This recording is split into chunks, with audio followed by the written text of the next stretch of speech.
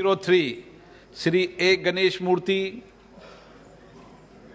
पूर्ण माननीय मंत्री जी, क्वेश्चन नंबर 103 माननीय मंत्री जी। Answer is laid on the table of the House. Honorable members,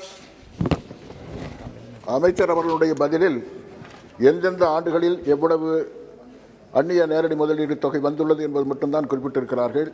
அவை எந்தெந்த நாட்டிலே இருந்து எவ்வளவு வந்துள்ளது, அதேபோல தமிழ்நாடு அரசின் மாண்புமிகு முதலமைச்சர் தளபதி ஸ்டாலின் அவர்கள் அந்நிய முதலீட்டிற்காக பெருமுயற்சி எடுத்துக் கொண்டுள்ளார்கள். தமிழ்நாடும் அதிக முயற்சி எடுத்துக்கொண்டிருக்கிற நிலையில் மத்திய அரசாங்கம் அதற்கு தமிழ்நாடு அதிக முதலீடு பெறும் வகையில் என்ன முயற்சி எடுத்துக் கொண்டிருக்கிறது? I missed the first part in Tamil. You said which project in Tamil? Sir, if I ask the question in English, the minister should reply in English only. But by the time I got the translation, I'm asking member you to asking repeat question what in you Tamil, said. but ministers are answering in Hindi. Only repeat. Honorable member, What is please. that? Honorable, One please, minute. member, repeat. Excuse me, Repeat. Speaker sir. I can answer in Hindi if I desire. It is available for you in translation. No, in when I am speaking in No, Tamil, no, when I have a speaking right in to Tamil, answer. you also Debate, take- debate. I have a right to answer sir. in Hindi. Repeat. Honorable member, repeat. Now, please.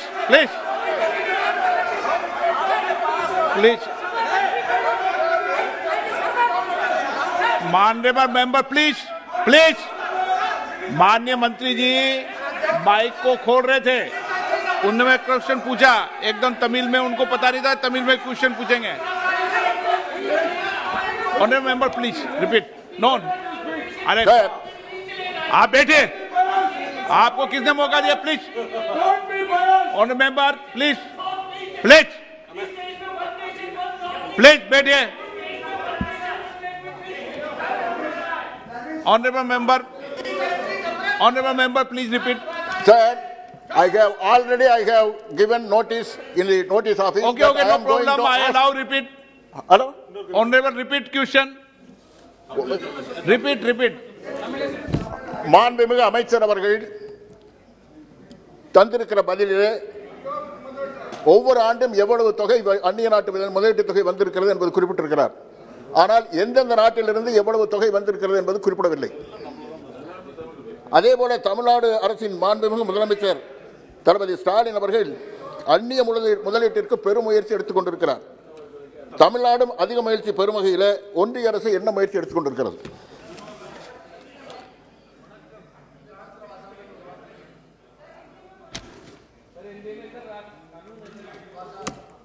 Sir, मैं आपसे ruling चाहता हूं कि ऐसा कोई कानून है क्या लोकसभा में कि अगर एक भाषा में पूछा जाए तो उसी भाषा में जवाब देना है? ऐसा नहीं है। तो मैं हिंदी में ही दूंगा, आप उसका ट्रांसलेशन, मैंने भी तमिल का ट्रांसलेशन इसमें लिया। No problem.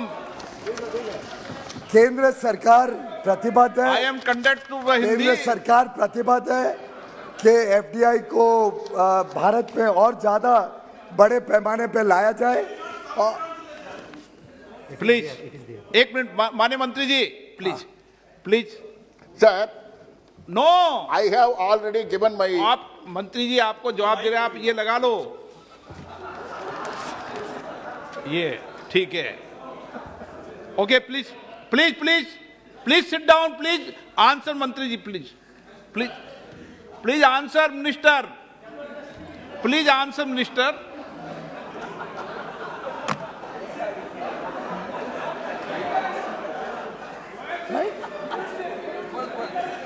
भारत सरकार प्रतिबद्ध है कि भारत में निवेश विश्व से लाया जाए, जो सुविधाएं देने। No order answer, no problem.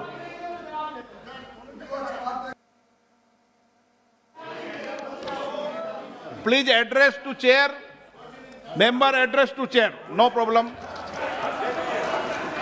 माननीय अध्यक्ष जी, भारत सरकार लगातार इन प्रयासों में लगी है कि भारत में अलग अलग देशों से निवेश आए। नहीं, आप लोग प्रश्न में वैसे क्यों कोई किस प्रदेश से, किस देश से कितना निवेश आया ये पूछा नहीं गया है, लेकिन अगर उनको बहुत उत्साह है कि एक देश जिस देश से निवेश आता है उसकी जानकारी चाहिए हो तो मैं उनको वो भी उपलब्ध करवा सकता हूं।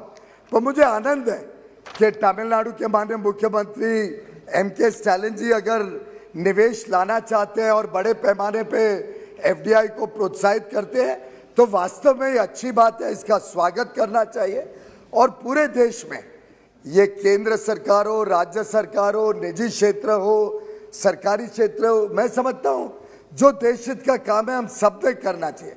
और ये भी खुशी की बात है कि तमिलनाडु जो टॉप के 5 राज्य हैं जहां पे फॉरेन डायरेक्ट इन्वेस्टमेंट आता है उसमें से एक राज्य तमिलनाडु भी है। तो ये दर्शाता है कि लोग उत्साहित हैं और ज़्यादा तमिलनाडु की सरकार भी प्रोत्साहन दे, अलग अलग स्कीम्स लाए, अलग अलग योजनाओं से देश विदेश दोनों के उद्योगपतियों को अट्रैक्ट करे कि वहाँ पे इन्वेस्टमेंट करें तो देश का हित होगा।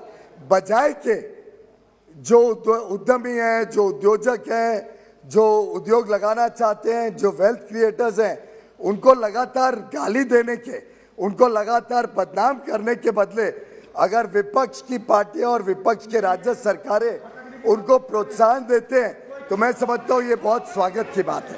Honorable member, please supplementary. Sir, I'm responding the chairman, sir. Sir, I gave notice in the notice office that I am going to ask questions, supplementary questions in Tamil. But Minister don't accept it. You. Honorable member, your question answer minister. Please supplementary question, please. Supplementary, that should be, I will ask in Tamil only. That also, I will speak in Tamil only. Sir, my supplementary question, sir, my supplementary question. என்னுடைய துணை கேள்வி எளிதாக தொழில் தொடங்குவதில் India 190 நாடுகளில் 51வது இடத்தில் உள்ளது. இதன் தரவரிசையை இன்னும் மேம்படுத்த வணிகத்தை எளிதாக்குவதற்கு ஒற்றைச்சாளர அனுமதி மற்றும் பல விண்ணப்பங்களை முழுமையாக ஒன்றிணைக்க எடுக்கப்பட்ட நடவடிக்கை என்ன என்பதை அமைச்சரிடமிருந்து அறிய விரும்புகிறேன். This is my துணை கேள்வி. I think बहुत अच्छा प्रश्न पूछा है माननीय सदस्य ने। केंद्र सरकार ने पूरा जो कोविड का समय था इसको अवसर में बदलते हुए 2-2.5 वर्षों में एक पूरे देशव्यापी नेशनल सिंगल विंडो सिस्टम का निर्माण किया है। उसका बीटा लॉन्च भी किया गया है कुछ महीने पहले। इसमें केंद्र की कई सारे डिपार्टमेंट्स, लगभग 30-32 डिपार्टमेंट्स का सहयोग मिला है। तो अलग अलग जो उनकी अप्रूवल्स हैं वो उस नेशनल सिंगल विंडो से होती है। साथ ही साथ कई राज्य सरकारों ने भी इस काम में अपने आप को जोड़ा है और ये राज्य सरकारों के अप्रूवल्स को भी हम नेशनल सिंगल विंडो पे लाने में सफल हुए हैं। जो राज्य नहीं जुड़े हैं, मेरा अनुरोध है, सभी माननीय सांसदों को भी अनुरोध है, आप अपने अपने राज्यों में राज्य सरकार को कहें कि वो नेशनल सिंगल विंडो में जुड़े। अगर सर आपकी अनुमति हो तो सभी माननीय सदस्यों को आनंद आएगा सुन के हमने कॉन्सेप्ट क्या किया है। हमने ये किया है कि एक फॉर्म लिया जिसमें बेसिक डेटा सब डाल दिया, यानी कंपनी का नाम हो, उसके डायरेक्टर्स हो, जो साधारणतः जानकारी हर सरकारी एप्लीकेशन में लगती है, एड्रेस, डायरेक्टर्स का address, tin number, pan number, ये सब जो जानकारियां कॉमन होती हैं जो हजारों बार अलग अलग एप्लीकेशन में डालनी पड़ती है, उसके लिए एक कॉमन फॉर्म बनाया है।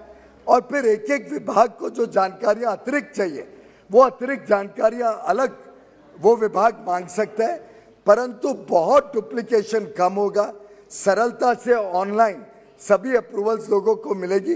मुझे आप सबको सूचित करते हुए आनंद आता है कि हजारों की संख्या में अब कंपनियां उसमें जा रही हैं, उस वेबसाइट पे सैकड़ों एप्लीकेशंस आनी शुरू हो गई हैं, अप्रूवल्स भी ग्रांट होना शुरू हो गया है। अगर सभी राज्य सरकारें, सभी लोकल इकाइयां, पंचायत या कॉरपोरेशन वगैरह भी जुड़ जाएं और हम केंद्र में तो सब मिनिस्ट्रीज को जोड़ ही रहे हैं, तो वास्तव में ईज ऑफ डूइंग बिजनेस का लाभ हर उद्योग को, सेवा क्षेत्र के लोगों को, छोटे बड़े सूक्ष्म लघु और मध्यम उद्योग को, सभी को इसका लाभ मिलना शुरू हो सकता है।